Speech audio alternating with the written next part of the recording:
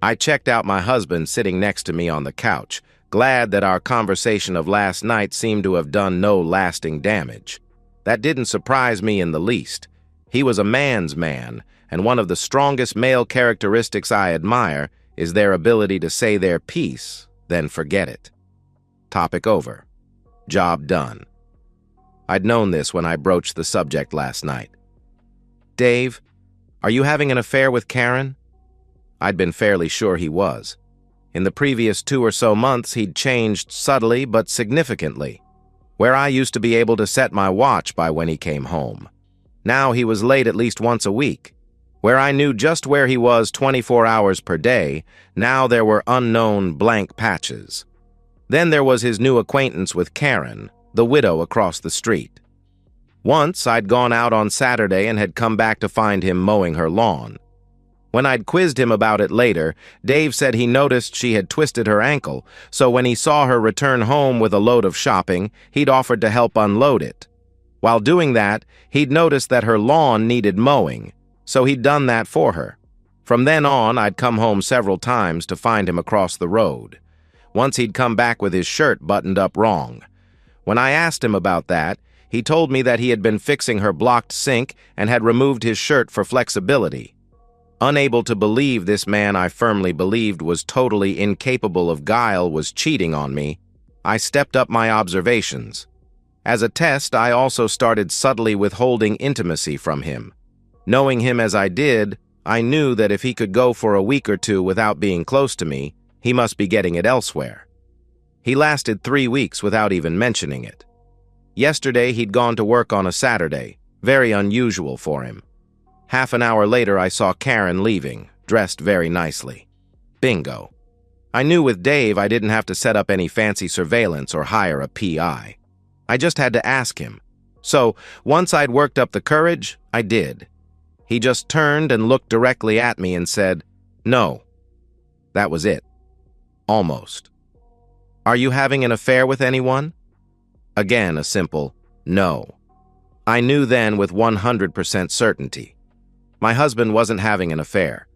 He went back to watching the television. I didn't proposition him that night, partly so I could concentrate on pondering why I'd suspected him in the first place. That proved fruitless. Secondly, I didn't want to make it blatant that I'd seriously suspected him by withholding favors for longer than I ever had before. Tonight was a different story, though. Tonight I would repair any damage I'd done. Surreptitiously, I continued to check him out. If forced to reduce Dave to one word, I would tell you that Dave was a simple man.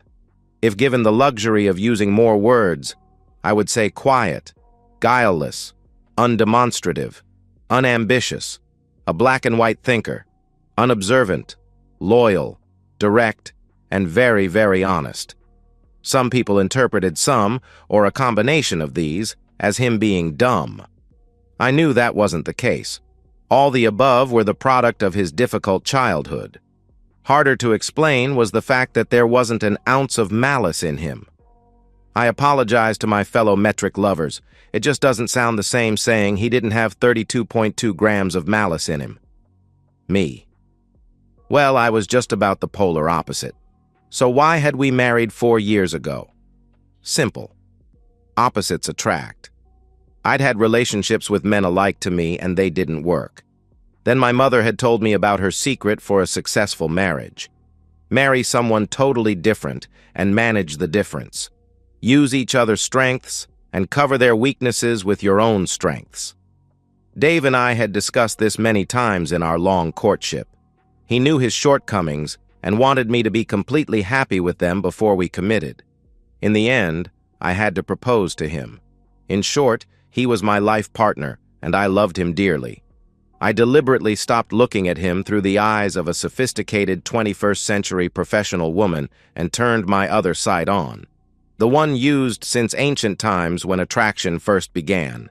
Towering over me at 6 feet 1 inch, his muscled frame, earned by his physical job, made me look like a waif. In the local vernacular, he was built powerfully, but gentle with it. The perfect combination of well-endowed and considerate lover topped off the package. I realized I was getting excited in anticipation of my apology to come. I knew I had to act fast when Dave yawned and announced bedtime. I followed and went into the bathroom to clean up a bit. When I got out, Dave was almost asleep. Crawling into bed without clothes, I wrapped myself around my hulking husband, who again yawned. "Can we not do this now, please?" "Why not, honey? Did I upset you last night?" Dave yawned again. "No, it's because you had an unprotected encounter with your boss last Monday. My friend said that if I made love to you, I could catch a disease. Good night." He then rolled onto his side with his back to me. I uncurled myself from him in shock. He knew. How did he know? How long had he known? What the heck was I going to say? I was so sure this day would never come that I hadn't thought of any, well, excuses. I knew the justification that I had used at the start. There was a promotion coming up at work, and I wasn't totally confident that it was in the bag. Deep down, I knew that Dave wouldn't amount to much, and that was fine with me. I loved him just the way he was. If we wanted to have a substantial nest egg when we decided to have children, I knew it was up to me. The promotion would be a big step towards that goal. So I'd started responding to my office manager's rather blatant flirting. He couldn't believe it. Within 2 weeks, we had gone from flirting to an all-evening encounter in a motel. I was quite proud of the elaborate plan I'd devised to get us both a pass for the night. I knew that I couldn't use that excuse to Dave, though. In hindsight, it might seem a little mercenary. In some lights, even promiscuous. After the first time, things had spiraled out of control a little. Believing that Carl and the promotion were in the bag, I'd thought our rendezvous had been a one-time thing. 2 things had made a lie of this. Firstly, having been with me, Carl had openly started flirting with Pamela, my main rival for the promotion. If Pamela decided to use her natural assets as well, then I was honest enough with myself to realize there would be no guaranteed winner. The second was the thrill of the experience, not the intimacy. That was just an act that even I had to admit wasn't nearly as satisfying as my love life with Dave. Heck, Dave had the home team advantage. 7 years of learning by trial and error, exactly what I liked. Besides, very few men are as gifted as Dave in my experience. No, I realized, it was a different kind of thrill. The excitement of thinking of an excuse to be somewhere else, with someone else when I would normally be home with my husband. Thinking of all the possible scenarios to explain where I was if he became suspicious of any one aspect of my story. The meticulous cleanup before I dared come home. The elevated pulse of deciding on a hiding place for my new lingerie, bought to overcome my natural disadvantages compared to Pamela and to enhance the experience for Carl. Goodness, even the mild guilt I felt before and afterwards did more to enhance the experience than detract from it. Then there was the thrill of the tiny but ever-present chance of Dave discovering my activities. All stimulating mental fun. All of a sudden, my own question from last night answered itself. The suspicion of Dave was prompted by my own activities. Obvious now in hindsight. Whenever you point your finger at someone in accusation, look down at your hand. 3 fingers are pointing back at yourself. Those understandings, in the here and now, explained everything. How many of them could I tell Dave? The answer was a stark none. That is why, in the here and now, I lied through my teeth. Facing Dave's back, I had lived. I knew I had to make it vague. He knew about last Monday, but what about the 5 Mondays and a couple of Saturdays before that? The process wasn't helped by the fact that I was terrified. Controlling that terror alone took the best part of 3 minutes. Carl came on to me when I was feeling particularly low. He took me out to lunch and I had about 3 glasses of wine while he told me how attractive I was. I'm sorry, darling, I fell for all his nonsense and we ended up in a room. Oh, Dave, it was awful. I felt terrible afterwards. When it was over, I felt horrible and told him it could never happen again, and he said that was fine. It was so hard not telling you that I'd fallen and been unfaithful, but I wanted to protect you from the hurt. Really. Then the next week he came up to me and just announced that we were going to do it again that night. I said no. but he threatened to tell you and get me fired. Oh, Dave, what could I do? I knew if I made a complaint and it came down to his word against mine, I would probably lose. I hate to say it, Dave, but recently I stopped telling him to go away when he flirted with me. I always had before.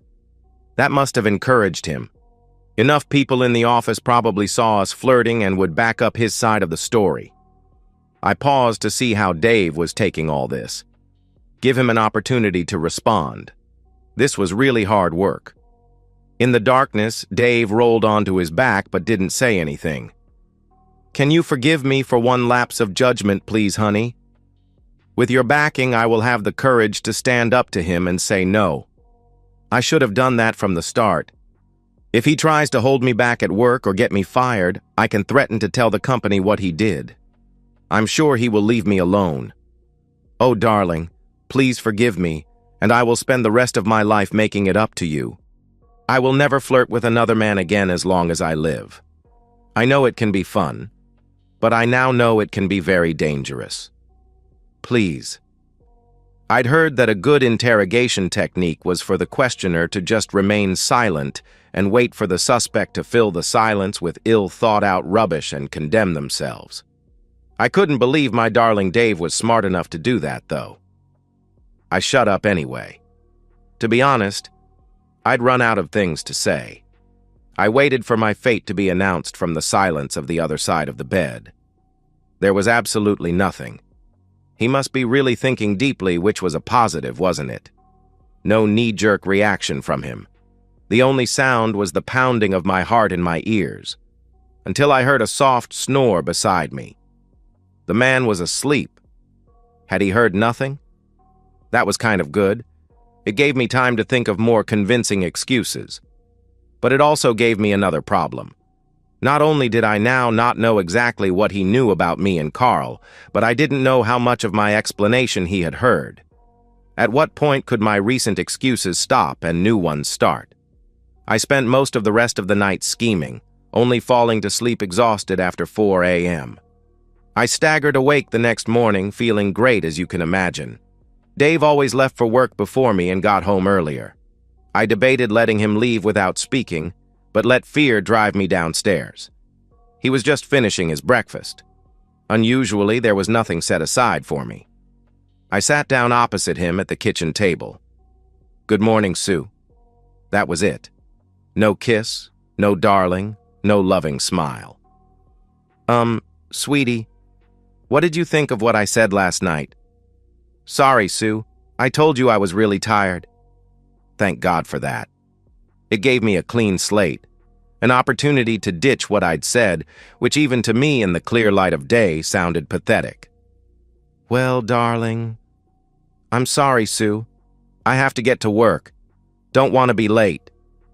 He got up, grabbed his bag, and left, leaving me with absolutely no idea where I stood. I somehow managed to stagger through my morning routine and get to work only slightly late. I was so tired. At the first opportunity, I went to Carl's office to give him the good news. To say he took it badly would be an understatement. Selfish person that he was, he could only seem to focus on what it meant for his own marriage. I knew his wife had been away for about 2 weeks with their kids, visiting her mother. He seemed to settle down when I told him that Dave didn't have a malicious bone in his body and would never tell her. Perhaps too well. Within a minute, he had asked me when we could get together again. His flagrant disregard for my marriage was sickening. I told him it wasn't going to happen in the foreseeable future. Instinctively, I stopped short of saying, never again. I was finally back to my normal habit of thinking 2 or 3 steps ahead. I really wish I'd done that 6 weeks ago. Then maybe I wouldn't have been in this terrible spot in the first place. I somehow made it through the rest of the day. I parked around the corner from our house and rehearsed my speech. I'd decided to gently probe to make sure Dave hadn't heard anything last night. Then, once that was confirmed, launch into my new defense. I also anticipated his 2 or 3 possible responses and decided how to modify the plan once I saw which he was going to use. Satisfied, I drove the rest of the way and confidently strode into the house. Dave was sitting at the table finishing his dinner. I stopped in bemusement, then continued on and kissed him on the cheek. I knew he had to be confused and would appreciate as much familiar routine stuff as possible. "Hi, honey. Why are you eating so early? Did you make some for me?" "Well, it's Monday. You normally sleep with your boss Monday and don't have dinner here." 14 words to screw all my carefully laid plans. I was right back to ad-lib territory again. But sweetie, now you know I won't be sleeping with him ever again," was all I could think to croak. "Why not?" "Because I love you." The expression on Dave's face I can only describe as blankly quizzical. He was silent for a moment, then shook his head. "Then why did you sleep with your boss?" For a simple man, he had zeroed in on the one question I had no answer for. Well, not one I could share anyway. God knows I'd tried hard enough to think of one.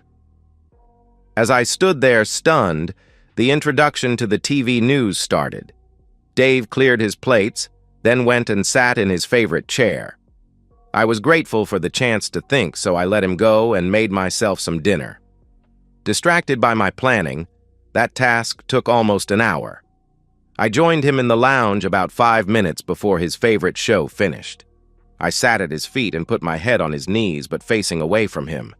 I was not at all sure I could look him in the eye and lie.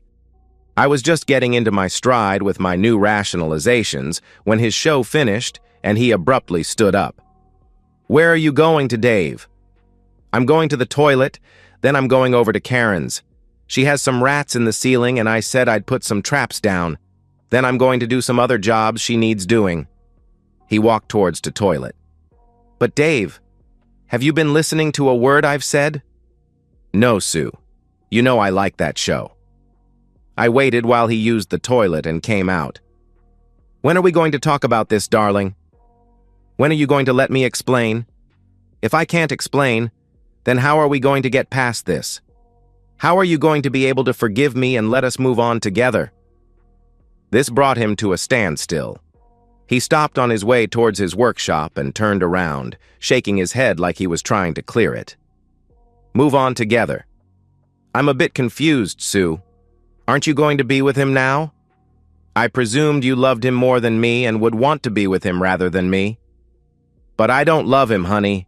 He meant nothing to me. Nothing at all. I love you, Dave. I always have and I always will." Dave looked at my pleading face and shook his head again.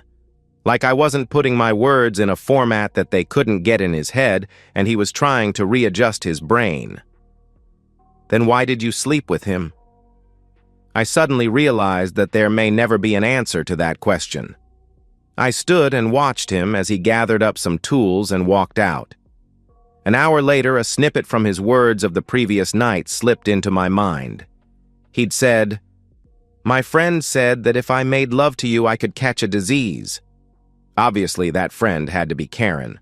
I knew of no other potential friends. Dave either worked or hung around with me. That last fact twinged my conscience greatly.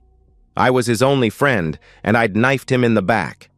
I buried that deep, then resolved that the fight back would start now. I stormed out the door and across to the husband-stealing woman's house and pounded on her door knocker. She greeted me like a long-lost friend, immediately thanking me for lending her my husband. Taking me in to where Dave was regrouting around her bath before offering me a cup of coffee. She then bombarded me with chatter. Within minutes, I realized that she could have absolutely no knowledge of our marital problems. I took the first opportunity to run away back to my house. I made the mistake of trying to stay awake till Dave got home, in bed.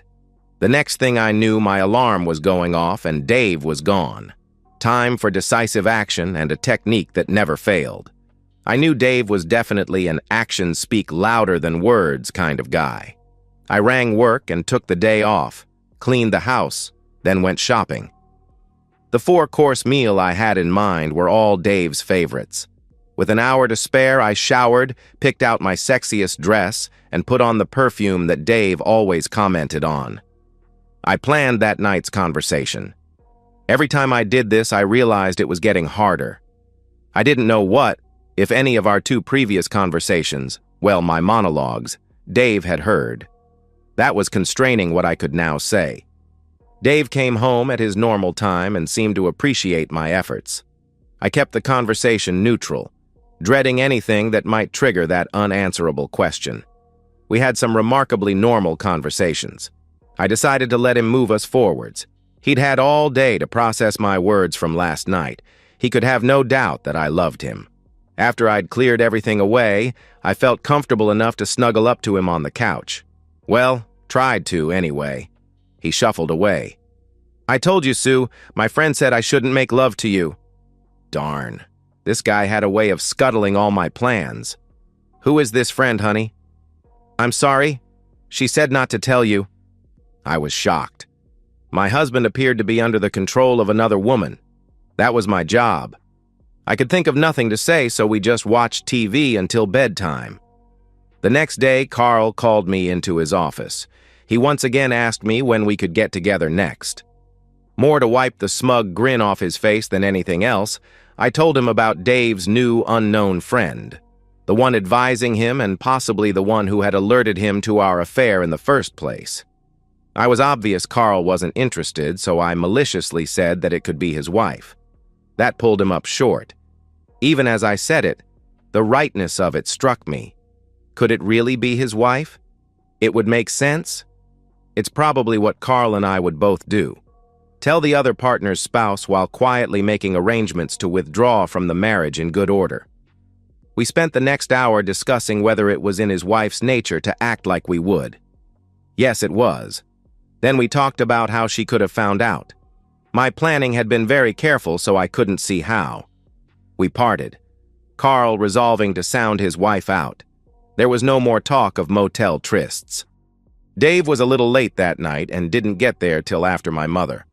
Mum came round every Wednesday for dinner and a chat.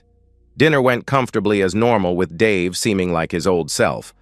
I could rely on Dave's discretion, I knew. Or maybe not. After dinner, Mum started on one of her pet nags. When are you two going to give me some grandkids? I was just about to launch into one of my standard responses when, Sorry, Ma, not going to happen now. You see, I caught Sue sleeping with her boss.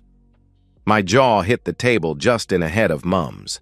Just when I thought I knew my husband, he reveals hidden depths. Luckily, I recovered first. Dave, how could you tease my mother like that? You didn't catch me doing anything like that. Go away until you are ready to act like a civilized human being. Dave went upstairs. Mum, sorry about that. I don't know what came over him. I assure you he didn't catch me doing anything. All these years and suddenly he discovers a sense of humor. Mum looked at me with a strange expression. She knew Dave. She knew how open and honest he was. I tried to quickly change the topic of conversation while trying not to make it obvious I was doing it. I can't remember where I got to, but Dave suddenly re-entered the room holding several pieces of paper which he showed to Mum. I did, Ma. See, he even did inappropriate things with her. What the heck? Photographs! I broke. I also knew I went cherry red. Get out of here, you awful man! I collapsed, sobbing on the table. I can't remember what Mum said, but it was delivered at some volume. I think I picked up the words promiscuous, lying, disappointed, make it up to Dave. Honestly, I think my inner self just blotted out this attack. It knew, with everything else going on, I just couldn't handle it. Finally, Mum calmed down and just stared at me until she had my attention back. Why? Look around you, Sue. You have a nice job, a nice car, a nice house, and until now a husband that doted on you. Why did you throw him away like that? I didn't throw him away, Mum. We're just having a tiff, that's all. He knows he will never get anyone like me ever again. He wouldn't dare leave me over this. If you say so, Sue. But I know men and I know your Dave. I tell you, girl, he's gone. So answer the darn question. Why? I just couldn't accept her theory that I no longer had control over my married destiny. She had to be wrong. But I had to suppress that right now. I had a decision to make. Did I tell my own mother further lies, or did I test drive the truth on her? My self-confidence had been so shattered in the last 3 days that I opted for the truth. Well, Mum, I originally slept with my boss 6 weeks ago to snaffle a promotion. I know Dave will never amount to much, so I knew it was up to me. Yes, we have a nice house and stuff, but we only have about $50,000 in the bank. Children cost money. After I started, I kinda got hooked on it. That reminds me, the promotion is supposed to be announced this week. When I get it, it will be worth an extra $40,000 a year. Even I realized how shallow the truth sounded, so I stopped at this point. What do you mean Dave won't amount to much? He got that promotion to foreman, 4 or 5 weeks ago. He took me out to celebrate. That was the night you were called back to work one night. The look of incredulity on my face must have got through to her. You didn't know, did you? All I could do was shake my head. Well, if you were wondering how long Dave has known about your cheating, I would say at least 4 to 5 weeks. Wouldn't you? I sat there stunned as my mother got up and left. There was no sign of Dave, so I went to bed and cried myself to sleep. I was a wreck the next day. I got 2 phone calls from my sisters, who in one way or another told me what they thought of me. I went home to an empty house. When Dave hadn't appeared by dinner time, I rang his cell but got no answer. I knew Carl's wife was due back that day, so I had a real bad feeling. I rang Carl and asked him how his wife was. He told me that she was overdue. He'd expected her by dinner, but she wasn't there yet, and wasn't answering her cell either. Oh no. Dave crawled into bed at about midnight. I asked him where he'd been, and he said he'd been out trying to make some new friends. Even in my self-absorption, my heart went out to him. I should have been all the friend he needed. I couldn't bring myself to say anything. I still had no idea what to say. The next day, at work, I got a call from one of our mutual friends, Julie. She wanted to know if the rumors she'd heard were true. I pretended to not know what she was talking about. She didn't push it. This got me wondering about the vulnerability of my friendships. All my acquaintances were also Dave's. I knew he enjoyed a special status with them. While he was never the life and soul of the party, of course, he was popular. Our friendship group rallied around and almost protected him, sensing his deep vulnerability. Sure, if they needed a kidney, they wouldn't ask Dave. But then they wouldn't have to, would they?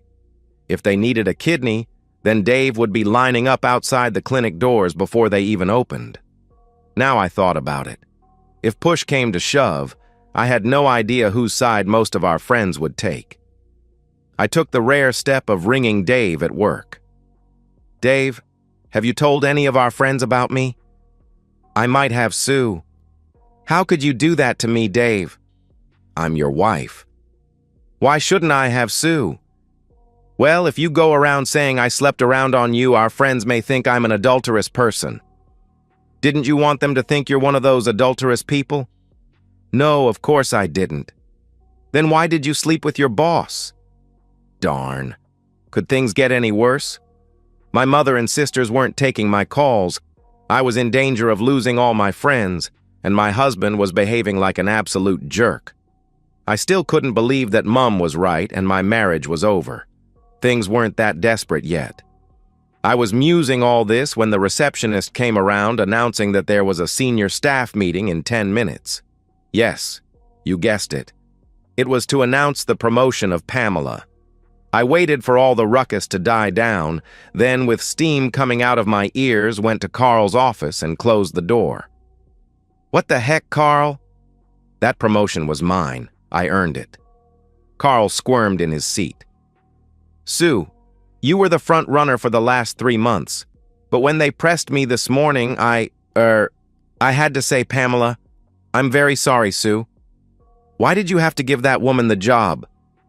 Well, my wife got back last night and she was almost normal, except she kept looking at me kind of funny.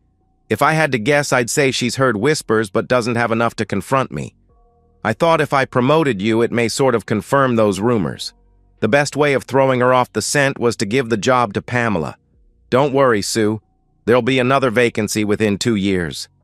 Fighting the urge to jump the desk and throttle the smug jerk, I just said through gritted teeth, In 2 years' time, I will be off having babies. Then I walked out. No one commented on me leaving early, misinterpreting it as being devastated about being passed over. At home, there was a message from Dave to say he wouldn't be home till late. That was a relief. I desperately needed some time to think. I got a corkscrew and opened a bottle of thinking aid. Then I tried to arrange my problems in order of magnitude.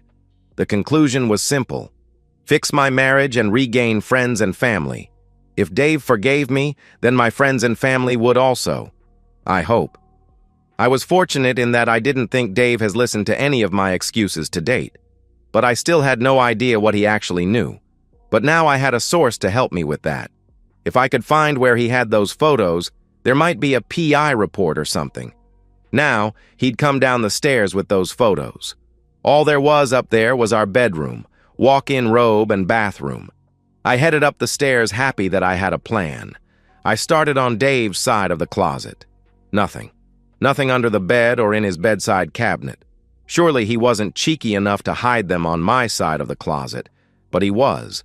In fact, the folder of photos was inside a small suitcase, inside a bigger one, right under my stash of secret lingerie. Very cute, Dave. No, not Dave. That was impossible. Outrage struck me. She had been in my house, but who was she? Dave was home about an hour before me usually. Is that when they talked? The only woman who had been here when I got home was my sister about 2 weeks ago. It was very uncomfortable looking at the photos. A full-color reminder and rubbing in of my disloyalty. All the photos were from one session, but which one? All motel rooms looked the same. I tried to get a clue from the depicted action. All the things they showed Carl doing with me and me with him, we'd been doing since the third Monday meeting. So that narrowed it down to the last 3 Mondays and 1 Saturday. My money was on the last meeting, though. What had triggered Dave revealing he knew my secret? My proposing intimacy. All of a sudden, my 3-week abstinence came back to bite me. Why not? Everything else had. Funny, there was no PI report or any other clue how I'd been discovered. The action of putting the photos back in the envelope, then taking them down to the fireplace to burn them, triggered a thought. Something about her choice of hiding spot tugged at my perception. Why was it so significant? It hit me halfway down the stairs hard enough that I stopped. It was a deliberate, calculated act. A declaration of war. Within the minutes it took to burn the photos, I returned to thinking who could have tipped Dave off and caused him to hire a PI. Or was it someone else who had hired a PI and given him copies of the photos? That could only mean Carl's wife. That spurred another idea. If Dave had hired a PI, then there had to be a money trail. I hit the filing cabinet, but the latest statement was 2 months old. There was a week-old credit card bill, though. No big items on that. I logged onto our bank's website and downloaded a current statement. I started looking about 6 weeks ago. The statement just showed daily spending and our salaries going in with the balance steadily increasing. I did notice that as of 4 weeks ago, Dave's pay jumped over $1,000 a fortnight. Wow, that was quite a promotion. Yet he had chosen not to celebrate it with me. Through my tears, I kept looking for any unusual withdrawals. Nothing. Until the last page when the balance dropped from $58,000 to $5,000 last Saturday with the simple words, transferred to XXXXX. What the heck? In an absolute daze, I logged off and sat at the kitchen table. There was no question in my mind why Dave had cleaned out our account. The big question was, what was I going to do about it? I never went back a step further and asked myself, do I want to do something about it? There was never a question in my mind that I wanted to win Dave back. I loved him. He was my life partner. He was going to be the father of my children and the grandfather of my grandchildren. He was the rock I'd anchored my life to. I spent the rest of the time till Dave came home polishing my story. It was good, flexible enough that it could adapt to how little or how much he knew. It had its roots in the "I was seduced by a master at a vulnerable time" story, but had evolved impressively since then. The plan was, explain away my behavior then hit him with a full court press of attractive womanhood. Make him realize what he would be missing out on. In short, seduce him back. I got stuck on one point. He was obviously being influenced by his friend. Who was she? How good was she? What were her motivations? Maybe I needed a PI. These musings were interrupted by Dave coming home. I got up and gave him a huge hug, which he half-heartedly returned. "Congratulations on your promotion, darling. I forgive you for not telling me. I can see how my behavior turned you against me." "Thank you, Sue. How did you go with yours? I know you worked very hard for it." This guy just had a way of scuttling my plans, and with such naive effort. "How did he know about the promotion?" "Oh, I missed out. They gave it to Pamela." "Was she sleeping with the boss as well?" With a mighty effort, I ignored his veiled insult. "Just sit down while I make you a cup of coffee. Tell me how your night was while I do it." Julie rang me and asked me out. I went out with her, Stan, Jenny, and Mick. It was good. "Did you talk about me?" "Yes. They wanted to know all about it, so I told them. I didn't really want to, but they insisted. They are our friends after all." "Where did those photos come from, darling?" "Ah, my friend gave them to me." "Is this a new friend, sweetie?" "Yes." "Is she a friend from work?" "No." "Well, just so you know, I found them tonight and burnt them." Dave's eyebrows lifted. "I burnt them so they won't get in the way of you forgiving me, Dave. I guess the place you found them means you also were planning to go out tonight?" Fighting the urge to shout with every fiber of my being, I formulated my answer. He'd just presented me with an opportunity to do a little probing. "No, I told you. That will never happen again. To be truthful, I don't know why I went back for a second time. He's not very good at things. Not like my wonderful husband." I reached over and stroked Dave's leg. "Then why?" I know. Why did I sleep with him? I'll tell you later, lover. But first, I have some more questions. Dave, where's the money? I went and checked out our account. There's over $50,000 missing. Yes, I know. I put it in another account. But why Dave? What are you going to do? I've already done it. My friend said that when we get divorced, even though you cheated, you get half the money. That just doesn't seem to be right. She suggested I put the money somewhere safe for when I leave. I went to see a lawyer, and he said it was illegal, but if I went overseas for 7 years, there was nothing you could do about it. Something about a statute of limitations or something. I've got a job in Vietnam. I leave on the 31st. Normally, I would have found his mispronunciation of statute kind of cute. Not today. But that's only 5 days from now. If you go and take all the money, I'll have nothing. You'll still have your boss. But I don't want my boss. Then what did you sleep with him for then? God. This was like arguing with a very persistent, single-minded child. As rattled as I was, I knew I had to think quickly. 5 days, including the weekend. That would be enough time just to get a court injunction to at least save the money. But did I want to devote all my time and energy doing that when I just wanted my husband back? No, I didn't. If I spend the energy keeping him away from his advisor, this friend of his, then I'm sure I can bring him back into line. Dave, you keep asking why I, had relations with my boss, Carl, and I feel I owe you an explanation. You see, about 7 weeks ago I was feeling low and Carl was always trying. I'm sorry, Sue. I'm really tired. Can we do this some other time? When Dave. This is really important. If I don't tell you why it happened, then you can't forgive me. If you don't forgive me, then we won't have a future. If we don't have a future, then I won't get to have your babies. I hadn't planned on using my ace right now. I'd intended to use it when things got really desperate.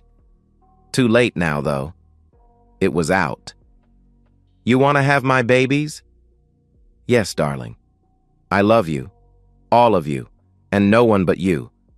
I want to grow old with you, nurse you when you're sick, stand next to you, holding your hand, when our children are baptized, sit in the church with you when they get married, get buried next to you, Yes, David. I want to have your babies. Finally, I could see that I'd got through to him. The emotions flickered across his eyes. I stifled a smile of triumph and waited for him to respond. A tingle went through my groin in anticipation of the make-up intimacy to come. Then why did you sleep with your boss? Ah! This broken record was getting unbelievably frustrating. By the time I'd got my blood pressure under control, Dave was in bed. Not making the same mistake as last time, I very quickly brushed my teeth and joined him. When will you listen to me, Dave? Tomorrow? No, not tomorrow. We have that market you wanted to go to tomorrow morning. The party at Julie and Stan's place tomorrow night, then church on Sunday morning. How about Sunday afternoon? I really would like to know why Sue. Was it possible to get more confused? He had just described the weekend of a married couple, not one of someone about to terminally abandon his spouse. That could only mean yes. I'd got through to him with my words before. He just needed time to process them and had asked me his dumb, standard question out of reflex. We were on the road to recovery. I had the best night's sleep I'd got all week. The next day, I got up early and made him a lovely breakfast. He didn't turn away when I kissed him after delivering it to him. He held my hand as we walked through the market. I knew he hated these things. At the outdoor party on Saturday night, I'd swear nobody knew we were even struggling. I kept my arms round him most of the evening. I did notice groups of whispering friends trying to cut him out and get him alone, but I wasn't letting go. There were a few new girls there that I didn't recognize. I watched how he interacted with them to see if there were any clues that one of them was his new friend. Nothing. We were both extremely mellow when we got home. Dave even had the taxi stop at a corner shop on the way home and went in and bought some things. What they were came as the biggest, most pleasant surprise later on. I was feeling so good that in bed later I reached over and touched his hand. To my absolute surprise, he didn't reject me. Taking full advantage of this development, I spoiled him rotten. I gave him a long, sensuous kiss that had him relaxing and sighing. Finally, I let him rest, but kept right on being affectionate until he was ready again. There was one uncomfortable moment when he reached for the new pack of protection when I went to be close to him, noting with optimism that it was a pack of 12. The rest of the night, until we were both exhausted, I concentrated on his pleasure to the point that I didn't focus on myself at all. Far from being frustrated, I found it very liberating. So this is how he felt when he made love to me. We slept late and had to sprint for church. Neither Dave nor I went into the confessional. I didn't want to let him out of my sight for a second. When he suggested a picnic lunch by the river, I snapped him up on the offer. We chatted about his new job, the state of the world, everything. Except our relationship. He didn't raise it, and neither did I. Why ruin a good thing? Sunday night was a movie as we snuggled on the couch and a rerun of our lovemaking of the previous night. Monday, I decided to get myself tested. It was all going well, but every time Dave reached for the protection, it was like a knife being driven into my ribs. I made the appointment. My intent was to get the results in writing and leave them somewhere Dave would see them. All that week, it was like nothing had ever happened. Dave went to work and came home at the same time he always had. There were no mysterious phone calls or texts. I checked. I was a little tense on Wednesday the 31st, but there was no sign of him packing or making plans to leave. At work, I asked Carl how he was traveling, and he said everything was normal at his end. Things were so good on Friday night that in bed, I decided to formalize things a bit. We had just finished making love. So, you've decided to stay, I see. What was it changed your mind? The thought of grandchildren or the thought of losing a wonderful woman like me? No, Sue. There were some visa problems. They've promised it for Tuesday next week, though. What? But I thought you were going to stay. Why? You never asked me to stay. But you've been acting so normal. We've made love every night since last Saturday. Well, as you said yourself, Sue, I'd be a fool to turn down a wonderful woman like you. I don't know what the situation is in Vietnam. It may be a while for me. I was stumped. I couldn't have been more shocked if you'd hit me with 100,000 volts. Speechless. The extra time will come in handy, though. My friend says that I should tell Carl's wife what you've been up to. That makes sense. If the situation were reversed, I would want her to tell me. I'll go over there tomorrow. Good night. All my relaxation of the last week was irretrievably blown away. I was back in panic mode again, incapable of thinking logically. That is perhaps why I said, "But Dave, if you do that, it will destroy his marriage. If his wife finds out, he will lose everything. His wife, his kids, just everything."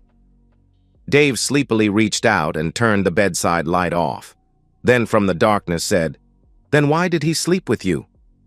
Seeing my destiny slipping out of my own hands, I instinctively reached out for help. I jumped out of bed, went downstairs and rang Carl's cell. He was mortified, of course. He told me to meet him at work, and we would decide on a strategy. I went upstairs and got dressed, then left for the 20-minute drive to work. Dave was gently snoring away. Once at work, Carl pumped me for everything he wanted to know about Dave.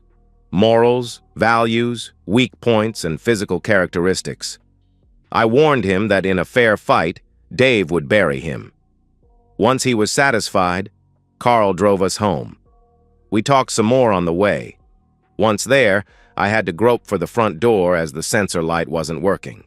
I went upstairs to rouse a grumpy Dave while Carl waited in the lounge. When we came down, Carl was obviously as nervous as could be and stood well away from the strong man that was my husband. He begged and pleaded with Dave, using my information about Dave's soft spots to appeal to his conscience. I think it was the idea of ruining the lives of Carl's children that finally got through to Dave. That's when he softened and promised not to tell Carl's wife. Carl was obviously joyfully relieved. For the first time, he approached Dave to shake on the deal. I felt oddly disappointed. The handshake went on for far longer than usual. I looked down at the joined hands and saw Carl's hand was going white, not as white as his face when I looked at it. Finally, he gave out a low whimper which broke the contact. He vigorously rubbed his fist. I told Dave that I would get a lift back to my car and led Carl out the door. Dave walked towards the kitchen but asked me over his shoulder, "Sue, can I have a word with you alone, please?" "Sure, Dave." I told Carl to wait for me in the car, then returned to the kitchen. Dave was hauling on a rope which led through the open window. About 5 seconds later, there was a slap sound outside, then an oath. "Sounds like Carl has tripped over." This bizarre sequence of events triggered about 1,000,000 questions, but Dave got in first. "Sue, I want you to imagine you are in a bar and a guy comes up to you and offers you $2 million to sleep with you. What would you say?" I knew I wasn't in the right frame of mind to think logically, so I tried to avoid the question. "Really, Dave? Do we have to play games now?" "Just humor me, Sue." "Well, for $2 million, I'd say yes." Think about it, Dave. $2 million means a flash car, a flasher house, country club membership, status, and a family with no money worries. "Okay, Sue. Thank you for your honesty. Now, if the same guy asked you for favors for $20, what would you say?" I would tell him to go away and ask him if he thought I was a prostitute. "Look, what's this all about? Tell me." Do you know what he would say, Sue? I sighed. "No, I have no idea, Dave." He would say, "We both know what you are. Now we're just haggling the price." Good night again, Sue. If you come back, try not to wake me up. I'll be home in less than an hour, Dave. We really need to talk. As I walked down the darkened driveway, I wondered what that had all meant. It sounded like a complicated way for Dave to call me a prostitute. Dave didn't do complicated. I was surprised to see Carl sitting in the passenger seat of his own car with some tissues pressed against his knuckles. He told me he'd tripped on the path and cut his hand. If I drove, he could staunch the bleeding by the time we got back to work. I got us there and made a point of kissing Carl goodnight. In the 20 minutes I had to think before getting home, I pondered my disappointment that Dave had agreed to keep his mouth shut. I also cursed myself for burning those photographs. Without them, I would have to think of another way of tipping off Carl's wife. I knew now that my marriage was over. No man calls his wife a prostitute, however subtly, if he intends staying with her. If I could destroy Carl's marriage, then I should be able to guilt him into letting me trade up with him. Sure, he would be poorer after the divorce and wasn't much of a catch physically, but he would still be loaded. There was still a way of snatching something from this whole fiasco, and I was going to give it my best shot. That and lawyers on Monday were my only plans. I prayed it wasn't too late to get an injunction to freeze Dave's bank accounts. I saw the flashing lights of a police car well before I reached the house. It was parked in our driveway, along with another strange car and a van. As I walked towards the door, a man in a white boiler suit was walking out with what looked like an axe handle in a clear plastic bag with a label on it. Inside, a uniformed officer asked my name, then asked me to sit in the downstairs bedroom until a detective could speak to me. That was when I saw Karen from across the road speaking to a man in a suit. From the bedroom, I could just hear what she was saying to him. She was describing that she'd seen me leaving in my car at about 10 p.m. Shortly after that, her friend Dave had rung her and told her that he was half expecting some angry visitors. He'd asked her to keep an eye on his house. If the visitors left, and he hadn't rung her within 5 minutes to call the police. She then gave a good description of Carl's car, saying she had a good view of it under the streetlight. She then went on to give a description of Carl as the man she had seen walking with me to the house. After about 3/4 of an hour, we'd both left. Rather than just ring the police, she'd come over and found the door open. Taking the brave step of coming in the house, she'd seen Dave unconscious and bleeding, lying next to the bloodied axe handle. Following her first aid training, she'd called an ambulance, then put Dave in the recovery position and staunched his bleeding until it arrived. After finishing her statement, she expressed an opinion that it was careless of me and whoever the guy was to leave so many clues. The detective said that it was quite common in crimes of passion. Having been released, Karen rushed off to the hospital. I knew it was my turn next, and that it wouldn't make much difference what I said. Whoever Dave's new friend was, they were obviously one devious person. I was arrested, of course. An hour after I arrived at the station, Carl was put in the holding cell across from me. He was wearing what promised to be an impressive black eye by the morning. He commented, "My wife," to my unspoken question. Turns out his wife was waiting for him when he got home from my place and laid straight into him. She'd been told weeks ago by Dave what her husband was up to. She had weeks of frustration to vent. He begged her to forgive him and not file for divorce.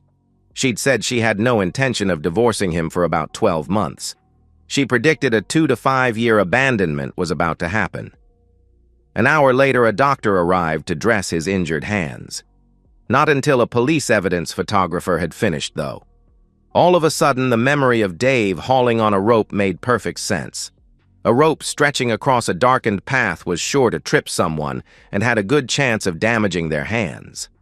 My plan B was irretrievably smashed by the last words I heard Carl speak, almost to himself. "I lost everything. Darn everything, and for what? Some lousy second-rate intimacy." It was 3 days before I could find someone who would post bail for me. I mean, not even my own mother. When I left, Carl was still there. Seems neither of our spouses were feeling forgiving. When I walked in the door, Dave was there sitting next to a bunch of suitcases. He had a big bandage on one side of his face. The rest of it was black and blue. Ever the gentleman he stood as I went to sit down at the table. He winced a bit like his ribs were hurting. "I see your visa finally came through." "What?" I looked at the suitcases. He followed my glance. "Oh, those. No, they're yours." "Why do I have to leave if you're going to Vietnam in a few days? Can't I stay here? I have nowhere to go. I certainly won't be able to afford anywhere else. My job is toast for sure." Dave just looked at me with an expression almost of pity. "I was never going to Vietnam, Sue. That was just to put the pressure on you and back you into a corner." While I digested what that meant, Dave was absently rubbing the side of his face. Darn, that woman can swing an axe handle. Who, Karen? No, Carl's wife. She's only a slip of a thing, but boy can she hit. I reckon she used to play baseball. She is your friend, I presume, Dave. No, there was no friend, Sue. Then who? A deadly surety hit me and stopped that sentence dead in its tracks. I told you right from the start, Sue. Growing up a ward of the state taught me to hide my emotions, my feelings, and most of all, my intelligence. Kids showing any of those just got eaten. By the time I'd grown up, it was just second nature. Then I found that by appearing dumb, people constantly underestimated me, and it gave me an advantage. I thought you saw through all that, though, Sue, but I reckon even you got simple and stupid confused. Statute of limitations indeed. I looked up and saw the grin on his face as his words from last week registered on my memory. This was amongst the longest speeches that I'd ever heard come out of his mouth. I recognized the truth in what he was saying. I realized that I'd been totally outclassed by someone who was far from unintelligent. No, there never was a friend, Sue. I knew you were so sure that I was incapable of doing any of this myself that I invented one. Funny, it was imaginary friends that got me through my childhood as well. Who was this guy? Also, for the record, dear, there never was a lawyer. Smart people don't use lawyers in divorces. They feed on conflict. The more conflict there is, the fatter they get. So they create conflict. They get fat, everyone else gets hurt. He gave me the courtesy of letting me absorb all this. It took a while. So who told you I was, stepping out? There you go again? No one told me, Sue. I worked it out all by myself. I think it is the Chinese that have the proverb, a fool chatters, while a wise man listens. I just listened and watched Sue. Goodness, you were so convinced that I was a clueless fool that you didn't even hide it that well. Really, Sue, going from not working after hours to working every Monday night for 6 weeks. Oh, and 2 Saturdays as well. Coming home from work freshly showered, then not letting me near you. The respect you had for me was awesome, wasn't it? And the photos? Little old me again, I'm afraid. You know, you really should check the curtains are closed when you're misbehaving in motel rooms. I couldn't help thinking of one of the junior managers at work. He made sure to always spout out the latest management catchphrases. His latest one was, paradigm shift. I realized that was what I was struggling with now. Getting my brain to go from believing I'd married a slow-thinking, non-complex man, completely free of guile, to what? Someone who had outmaneuvered me at every turn. That took a while as well. But you never gave us a chance, Dave. I was the only one fighting for our marriage. You never even considered forgiving me, did you? Of course not, Sue. We discussed it so many times, didn't we?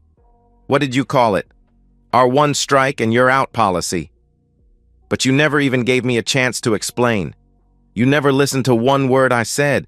Just came out with, then why did you sleep with your boss, till I wanted to strangle you? Yes, I know, Sue. Infuriating, wasn't it? But it bought me the time I needed to get everything in place and to back you into a mindset of getting Carl here for the showdown. And I did listen to you, Sue, every word you said. In bed that first night, in front of the TV, every word. I kept walking away when I couldn't stand your lies. They just killed me. I dropped my eyes in absolute shame at all the memories. In all your speeches, the ones you gave me and I'm guessing the ones you rehearsed in your head, there were 2 things missing, Sue. The truth and any sign of remorse. Could I feel any lower? The only time I think I heard the truth was when I eavesdropped on your conversation with your mother. That was enlightening. I couldn't take any more. I got up and walked towards my suitcases. Dave got up to help me, but I told him to rest his ribs. You know, Dave, you really had me going when you made love to me that whole week. I really thought we were okay. Hey, what can I say? I'm a guy, remember? Plus, you have to admit, it distracted you from going to the lawyers, didn't it? Just on that point, if you ever feel like companionship, you know where I live. If I'm not in a relationship, I'm sure we can work something out. I picked up my bags and walked outside to my fate, turning just once to look back at my simple husband. And so, we've reached the end of today's story. Was it what you expected, or did it take a twist you didn't see coming? I'm curious to hear your thoughts. Share them in the comments below, and let's get a conversation going. If this story kept you hooked, make sure to hit that like button. And if you're new here or just haven't subscribed yet, now's the perfect time to join our community. I bring you fresh, captivating stories every day, so click that subscribe button and turn on notifications so you never miss out. Thanks for watching, and I'll see you in the next one.